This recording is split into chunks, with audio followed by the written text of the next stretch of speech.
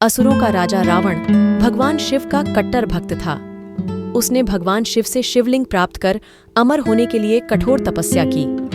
भगवान शिव रावण की भक्ति देखकर प्रसन्न हुए। वह रावण को शिवलिंग देने के लिए सहमत हुए, परंतु उनकी एक शर्त थी। उन्होंने रावण से कहा कि शिवलिंग जहां जमीन पर रखा जाएगा वही स्थापित हो जाएगा, इसलिए इसे घर ले जाने तक कहीं भी नहीं रख सकते। रावण शिवलिंग को लेकर लंका के लिए रवाना हुआ।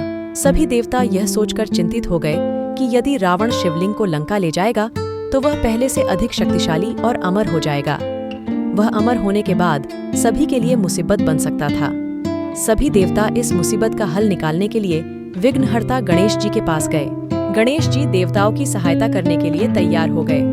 उन्होंने एक छोटे ग्वाले का रूप धारण किया और रावण जिस रास्ते से जाने वाला था वहां गैया चराने ले गए। जब रावण उस स्थान पर पहुंचा तब संध्या समय हो चुका था। रावण को नित्य दिन की तरह संध्या पूजन करना था।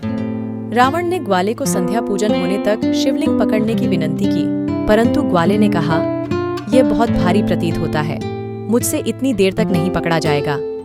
रावण ने बहुत बार विनती करने पर ग्वाले ने कहा कि वह शिवलिंग पकड़ेगा, परंतु जब उसे शिवलिंग भारी लगने लगेगा तब वो सिर्फ 3 बार रावण को पुकारेगा।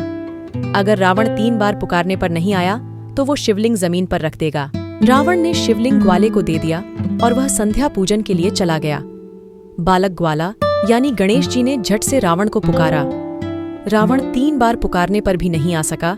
तब ग्वाले ने शिवलिंग को वहीं जमीन पर रख दिया। वह शिवलिंग उसी स्थान पर स्थापित हो गया। रावण ने आकर देखा कि शिवलिंग जमीन पर है। उसने शिवलिंग को वहां से उठाने का प्रयास किया, पर बहुत जोर लगाने पर भी शिवलिंग हिला तक नहीं। इसलिए इस शिवलिंग का नाम महाबलेश्वर मतलब सबसे शक्तिशाली है।